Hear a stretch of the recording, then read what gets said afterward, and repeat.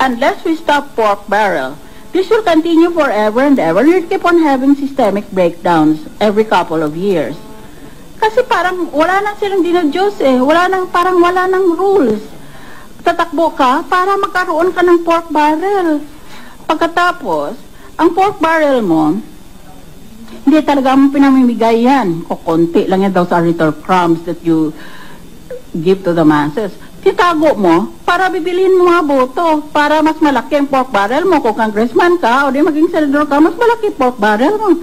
So in effect, that becomes a raison d'etre. The reason for being of the legislator is so that he can avail himself of the pork barrel, which has nothing to do with legislation. When I was a new senator, I was so aggravated or irritated by this pork barrel system, because every once in a while, Senate would write me and say, list your favorite pork barrel system. So I always said, anong criteria ko? It's not an intelligent process. It is so unintelligent. List your pork barrel project.